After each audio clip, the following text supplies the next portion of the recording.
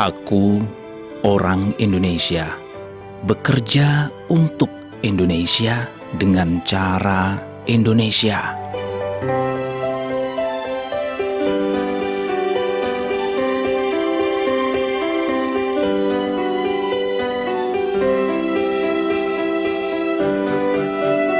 Raden Mas Suwardi Suryaningrat, cucu Paku Alam ketiga, atau yang lebih dikenal dengan nama Ki Hajar Dewantara, dahulu adalah juga sebagai wartawan terkenal.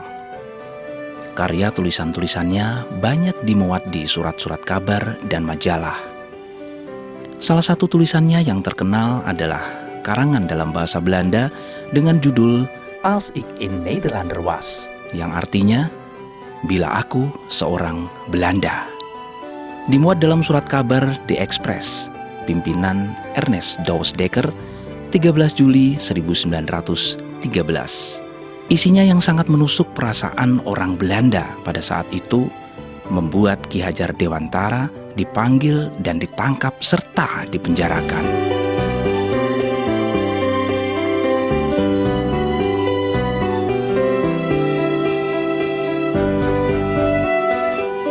Perjuangan Ki Hajar Dewantara tidak pernah berhenti sampai penjajah keluar dari bumi Indonesia.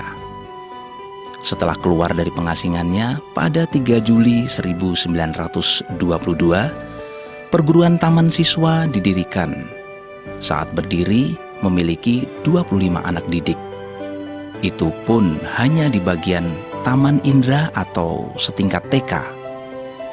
Karena perkembangan yang pesat, maka taman siswa yang bertempat di Jalan Gajah Mada Yogyakarta dipindahkan di Jalan Taman Siswa nomor 25 Yogyakarta.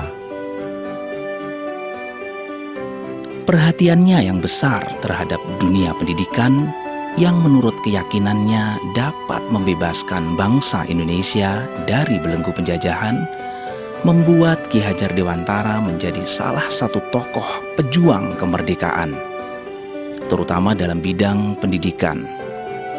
Dalam Kabinet pertama Republik Indonesia, Ki Hajar Dewantara diangkat menjadi Menteri Pengajaran Indonesia atau lebih dikenal dengan sebutan Menteri Pendidikan, Pengajaran, dan Kebudayaan.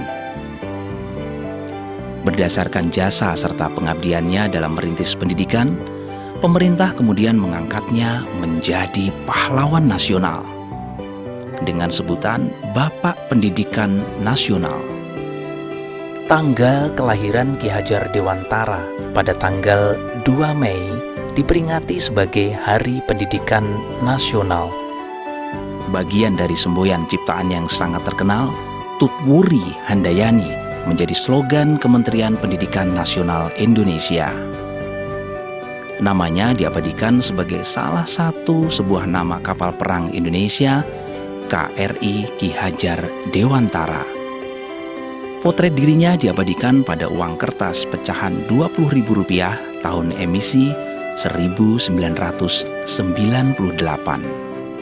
Pada tanggal 3 November 1957, bertepatan dengan kawin emas Ki Hajar Dewantara, beliau menerima persembahan bakti dari para alumni dan pecinta taman siswa berupa rumah tinggal yang diberi nama Padepokan Ki Hajar Dewantara, berlokasi di Jalan Kusumanegara 131, Yogyakarta.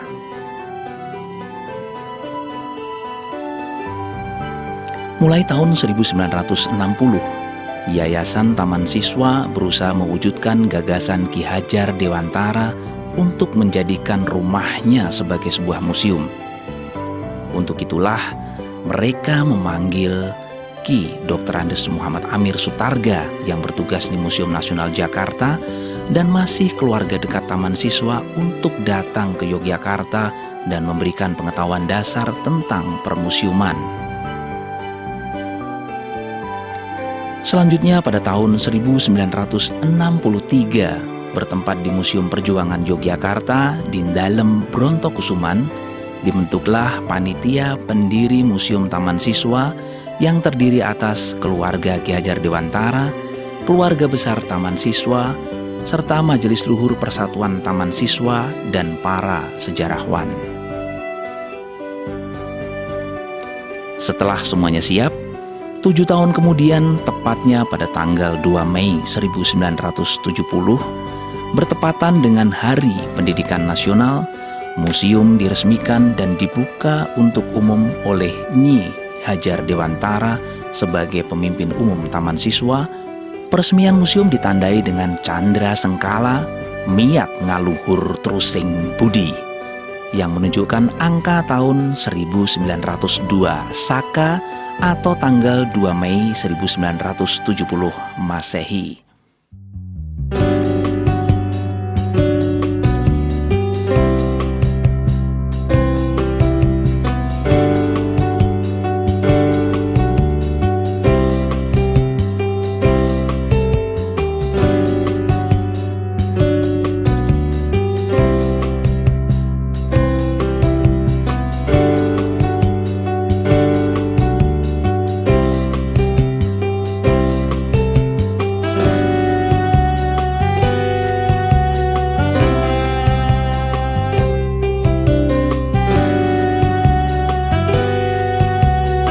Koleksi Museum Dewantara Kirtigria terdiri dari bangunan, yaitu rumah bekas tempat tinggal Ki Hajar Dewantara sekeluarga, terdiri dari ruang tamu depan, ruang tidur keluarga, ruang kerja, ruang berbentuk panjang untuk kunjungan para tamu.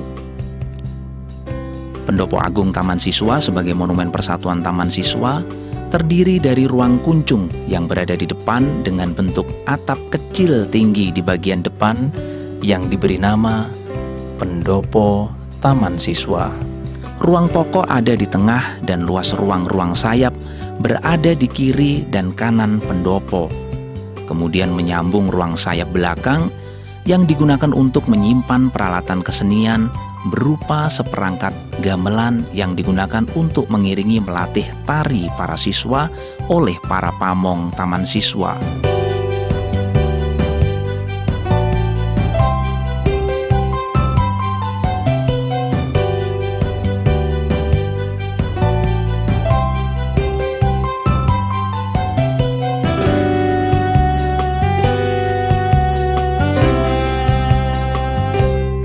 Koleksi asli peninggalan Ki Hajar Dewantara meliputi arsip surat-surat, dokumen, naskah, pakaian penjara, pakaian kerja, pakaian saat menjadi guru,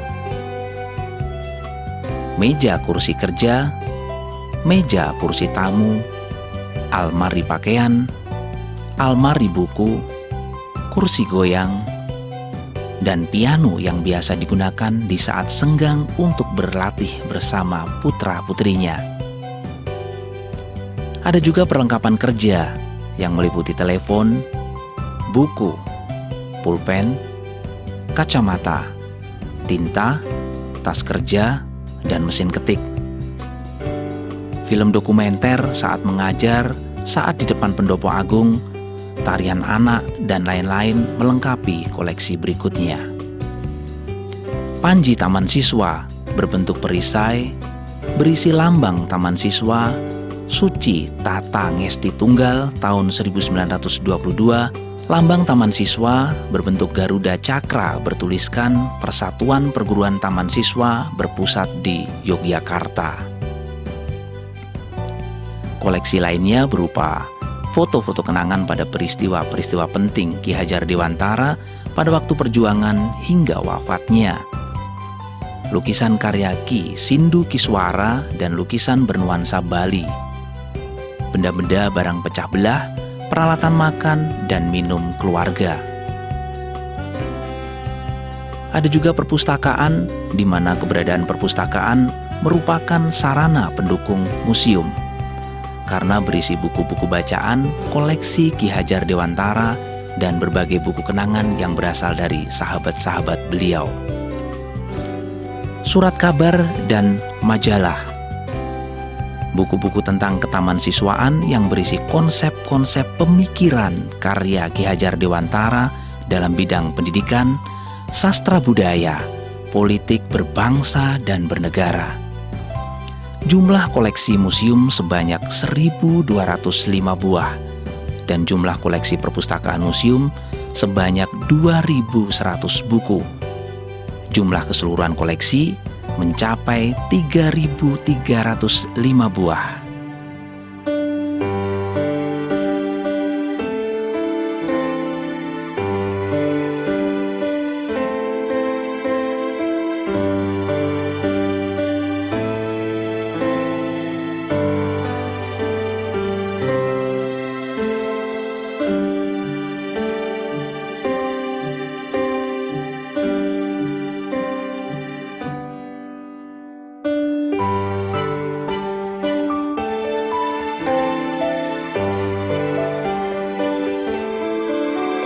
Museum Dewantara Kirti Griya Taman Siswa memiliki nilai yang besar bagi sejarah pendidikan dan pembangunan karakter bangsa Indonesia.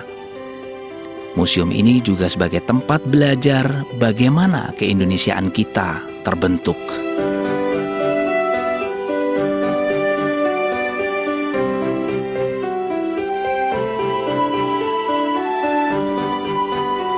Bangsa yang besar adalah bangsa yang mau terus belajar serta memaknai kembali nilai-nilai perjuangan yang telah dilakukan oleh para pendahulunya.